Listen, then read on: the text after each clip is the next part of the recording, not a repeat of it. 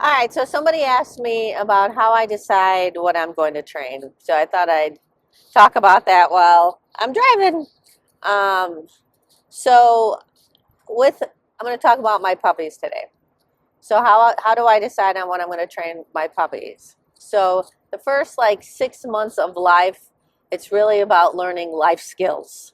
I want them to learn how to sit and stay and come, definitely recalls, go in different places, walking on different surfaces, um, life skills, learning rules. Learning rules is a big thing. You don't come out of the motorhome unless I tell you, unless I say your name, things like that. I do agility related stuff, obviously. I do a lot of groundwork stuff. So, do a lot of bucket stuff, a lot of toy stuff, toys, teaching them rules with toys, teaching them to actually be controlled and have self control using toys, not getting them crazy high, but getting them to learning to stay when I throw a toy, learning, like I said, self control using toys, learning how to follow my body language. If I, throw the toy forward, if I stop and I turn, you rotate around my body. If I throw it one direction. So already doing foundation stuff of teaching them my cues, my directional cues, and using really just buckets and toys. I do some fitness stuff with them also. They're growing, so they go through awkward stages, but they don't really know where their feet are. Their attention spans are really small, short. So I do fitness stuff with them also, where they learn how to walk over stuff. They can learn how to stop with their front feet on, stop with their back feet on, back up, side pass, bend, go over and over stuff, and do cavalettes, different fitness stuff also.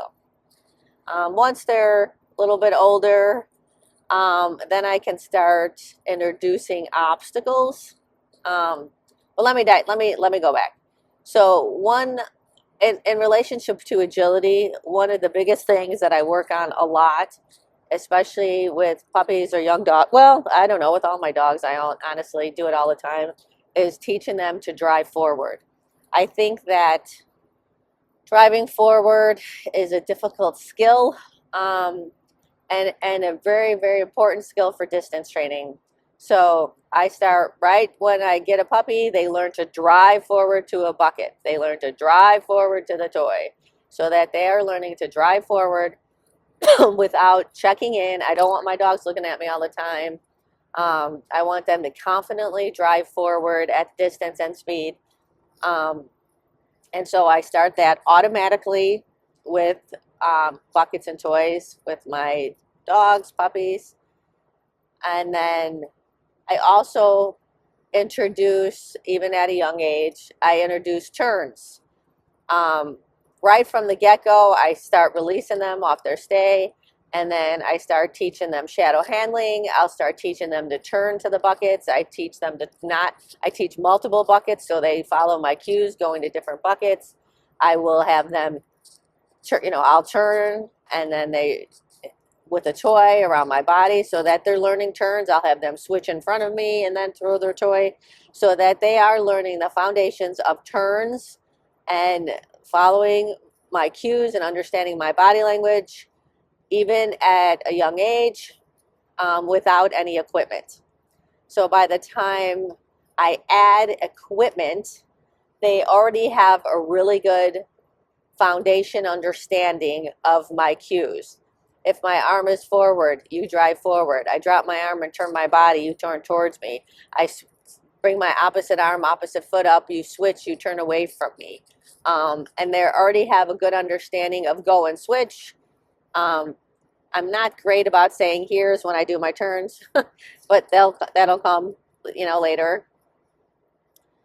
So that's like the beginning stages of when they're puppies, and then once they're a little bit older, 7, 8, 9 months old. I did introduce hoops a little bit early with Miley here there because they were out and I was doing lessons. So I'm like, oh well, let me throw her under the bus. I think a lot of my videos were like, I'm going to throw Miley over the bus because I haven't done this before, and she's a rock star. But anyway, she really understands. Like she has a great understanding of my cues, and you know, Spy was the same way. And Spy was my first bucket dog, and he's amazing. And so Miley's, you know, following in his footsteps. So anyway, once they're older, then you know, older puppies, then I start introducing obstacles, and I'll, you know, introduce hoops and tunnels first. So I do hoops, and I'll do 1 or 2 hoops for a while because I want to make sure that before I move on to do something more advanced, or I make sure that they can do the prerequisite at proficiency before I move on. So I want to make sure that, and even if they can understand 1 or 2 hoops, I don't go to 4 unless they can do 1 and 2 hoops at proficiency. So how do I define proficiency? So for me, it means that they will drive forward with me being behind them. I could be in front of them and they'll do it. I can be lateral and they'll do whatever I'm asking them to do. I can move myself to different locations and they still understand the cue. They understand what I'm asking them to do. They have commitment to the obstacle, and I can move myself to different locations. So unless I can do 1 or 2 obstacles good, I'm not moving on. Okay, I don't move on. And I will always go back if I need to. If I'm having a hard time with 4 hoops, I have no problem going back to 1 if that's what I need to work on. So don't rush it. Don't worry about, it's not a race. So anyway, so that's how I train, is that, okay, I'm going to work on, I want to make sure that they understand whatever I'm doing to proficiency. And again, proficiency means moving myself to different locations, doing it at distance, and doing it with speed. Okay, so then I will add more obstacles. I'll add more hoops, but when I add more hoops, I put things close together so that I can reward them for doing distance, so that they learn to keep driving forward. They at a distance from me being behind and me being lateral and me being different locations. Okay, then I'll do my turns. So when I first start training, when I first, very first start training, I'll teach 1 cue at a time. Like I'll spend 1 session, you know, like a train, not 1 session, but a training session, teaching them to drive forward. I'll use a training session to teach them to turn towards me, a training session to turn them away from me. But once I feel like they have a good understanding of those 3 things, then I want to quickly do 2 things in the same training session. So like I like to go forward and then I like to turn, so that they're understanding the differences between the cues, drive forward and turn. Because like the word, the saying that a lot of people say is that, oh, my dog pattern trains, or my dog doesn't like to do the same thing over and over, or things like, people say that sometimes. That never even occurs to me, because I don't usually do the same thing over and over again. So that I want to go forward, I want to turn, I want to switch, I want to have them turn towards me.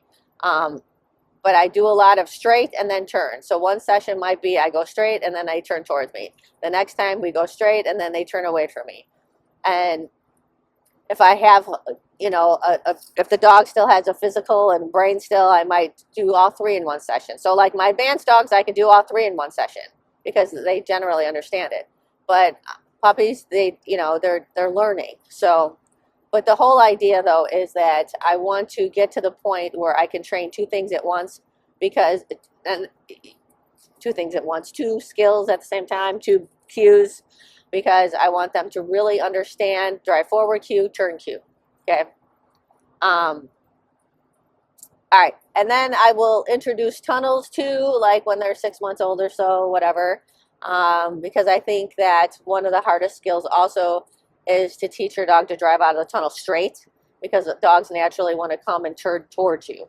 So I do a lot of driving my dog straight. I do that with all my advanced dogs too also, because I want them to drive out of the tunnel straight. If I'm cueing them to drive out of the tunnel straight and not automatically always turn towards me. So get them to drive forward out of a tunnel. But then we have to work on not doing the tunnel also turning cute, not doing the tunnel. So that's where I'm at with Miley now. She's 9 months old, and we've had a crappy winter, so I haven't done a lot of training. She'll be 10 months old soon. It's fine.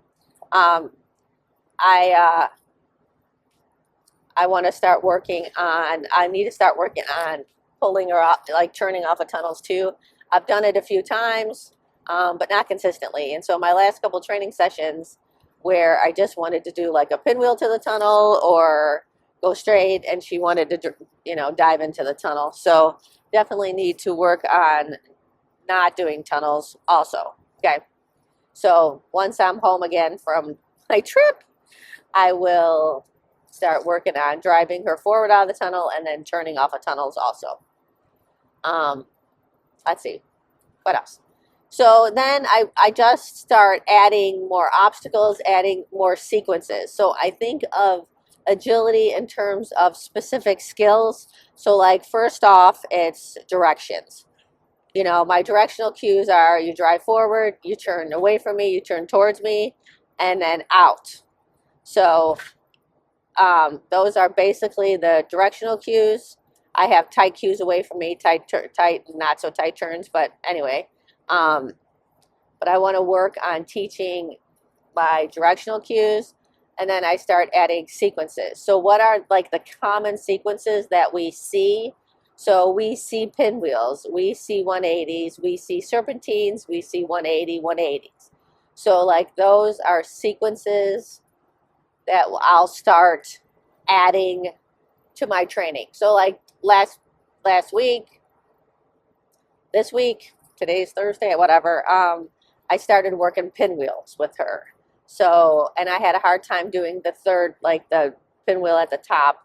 So I had to really break it down. So we still need to work on pinwheels, and we will work on those too. But so I break things down into specific skills then, pinwheels, 180s. Serpentines are hard, so I have to start the beginnings of teaching them to come towards me, push back out again, doing 180s. And then I work those specific skills.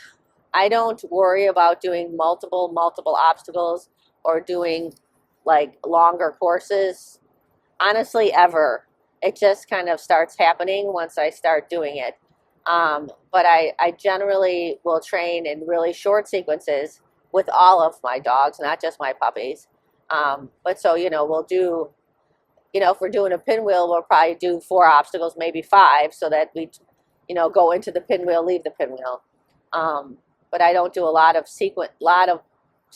obstacles in a sequence because I want to really get that skill to proficiency. Again, that means, what that means to me is that I can move myself to different locations. They will drive forward and do it with me behind. They will do it with me in front. They will do it from me being on one side and the other side, and, you know, all various locations. So, you know, you work pinwheels for a long time because I can be on the inside of the pinwheel. I can be on the outside of the pinwheel. I can be on the other side of the pinwheel. So they're learning the front cross at a distance. So like there's so many elements and so many things that you could work on just moving yourself to different locations that will help to teach them your skill, to help to teach them your cues, and to really solidify that skill for that sequence that you're working on. Okay, so that's basically puppy training. So always working life skills, always working stays. I can't say that I always work recalls because I work recalls when they're young, but when they're older, like when I'm doing agility, I don't think of it as teaching recalls, even if they're coming towards me. But I need to always teach recalls. The one thing I've been really good at with Miley, and I know I'm going to jinx myself by saying this, is that she has the best recall in a dog I've ever had in my life. But still at 10 months old or almost 10 months old, I still carry Cheerios in my pocket if we are not at home. Or even at home, I usually have treats in my pocket too, and I'm rewarding the heck out of her coming when I call her, or even if she just comes back to me on her own if we're doing stuff, I reward her and everybody else. Everybody gets rewarded, not just her, if they come to me. So I guess I am always working recalls, but like in agility wise, I don't think of agility as I'm teaching recalls, because they're not coming at me like an obedience recall. But anyway, so it's just really about teaching your dogs, your puppies, your cues, and then just really work in different scenarios, different distances, moving yourself to different locations and being proficient at each one, which you won't be when they're puppies. Well, we're never always proficient. I just actually talking about doing pinwheels. I had a hard time with Spy, my 4 cup distance dog, and I had to break things down with him. So, they're not robots. We're not robots, and things just don't always go like we planned them, and it's okay. So that kind of is. So I have Miley's I should know this. Like, she's my 16th, 17th agility dog or something like that, and I've been doing. So Spy is my first distance or my first bucket dog. So he's 7.5. So I've been doing all the same bucket stuff with her that I did with him and more, because I keep adding more things and learning, coming up with new things. So she's even better, has more better groundwork, bucket stuff, because I just started it with him. But anyway, but I have like a set of sequences that I just do often. Like, I've been doing the same set of sequences multiple times a year with all my dogs since Rev and Jay, maybe even before them, and they're 12. I just have a few sequences that I absolutely love, and I think they really work on skills, and then I will do them a few times a year. And then, we come up with new things at trials that I don't know how to do or I need to work on, and then I'll start working on those things too. But I have a tried and true set of sequences and things that I do to teach my dogs their cues, and then to solidify their cues, and to just make sure that I'm reinforcing and rewarding those cues. And then, so those are like sequences that I do, and then I just will do whatever else. But at the first year of life, they're really doing on the tried and true sequences to teach them my cues, and those sequences that I think are the most prevalent that we need to work on. I also start teaching, I forgot about contacts. I'll start teaching foundations for contacts too. Like, before they're 6 months old, I start teaching them to back up to things and stop with their back feet on things. But honestly, I think that once they're like 6 months old, it just clicks better. So I don't really I don't really worry about it or spend a whole lot of time thinking, oh my God, she's not backing up and she's not putting her back feet on and she's not understanding the back feet behavior, because she does now. And it just clicks a little bit when they're older. Once they get more coordinated and they get smarter. Not to say that some dogs don't, because I know some puppies, like Kathy Gage's puppies, always have great, contacts and great feet behavior at a young age. But I think in general, because like Miley, I could just tell I will, once they're older, then I will do more foundation for contact stuff. So like, I will work on, board work, ramp work, teaching them to back up to my actual contacts. But just the feet behavior. They can run across the board, learn the back feet behavior. They can learn to drive forward off a contact. I promise you that she will drive off of a contact. Once she understands her contact, she will drive forward off a contact, because I've already done tons of drive forward off a contact stuff without even doing a contact, because like I said, I really want to teach them to drive forward. And so that is a skill I work on a lot. And so working on teaching them to back up to a board or stop on a board and then driving them forward, moving myself to different locations, that is a big part of my training also, just to get her ready for her contacts. I won't do any weave training. I won't have them go through channels. I do nothing with weave poles. That's all I'll do. Contacts, I might have them run across a contact. I actually had Miley run across a dog walk the other day just to see if she would do it, because she used to, when she was a puppy, on accident run across the dog walk. I might have them come up and over the contacts a couple times just to get them over it, but no contact training, like no stopping and stuff, just to get them over and used to it. And if I do any jumping, I don't do any jumping per se. Jumps might be out, but the bars will be set to 4, because I don't like to do any jumping. I don't like to jump low. I'm a big believer of you need to jump. Like I think of contacts, weaves, and jumps as, separate things, that skills that I need to work on separately. It's not a part of my sequence training until they understand those skills at proficiency. And so I will do, I will work, I have a, I will work, I have a jump program that I follow. Like I'll do my sequences that I teach them to jump. And I'll do that separately when she's well over a year old, until her growth plates are closed. I don't want to do anything that's really concussive, like doing contacts and jumps, and weave pulls is hard on them as well. So I wait until I think their growth plates are pretty closed. I don't x-ray them. I just like wait until they're older. But I don't like to do jump, like if they're doing jumps, I don't like to have them jump at like 8 inches or 12 inches. Not to say I don't on occasion. I don't say I never do, because sometimes I'm lazy and I don't feel like the bar's set. I'm not going to go out there and change it. So on occasion, I'm not, in case you watch my videos and she jumps a 12 jump or something. But in general, I don't like to jump them even low, because especially border collies, I think that it encourages them to jump flat.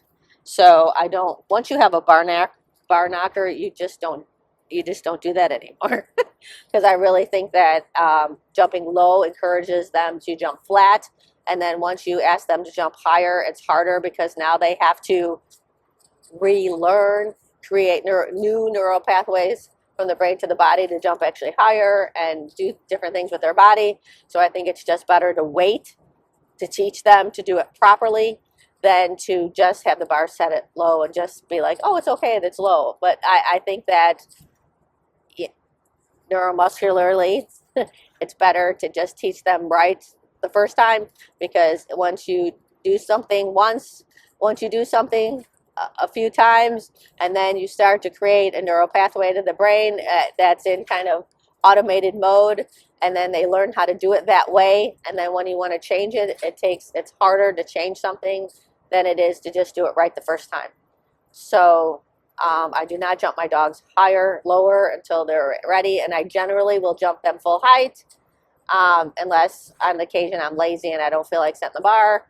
I say that I never do it, because like I never worried about it with Spy, because he kind of jumped big to begin with. So I actually jumped him lower a lot to try to encourage him to flatten out, because he was so high once I started jump training with him. So it is dog dependent in general, but I mean, these are general rules that I follow. I just thought of something else and it went right out the door. I don't know, just, training in short sequences, don't train a lot. Short sequences, short time frames, reward often. And don't accept behaviors that you don't want. Okay, so like these early stages of training is when you really need to train them to do it correctly. Oops. This is going to be a long video. Because you don't want to do things. Actually, I'm going to stop it.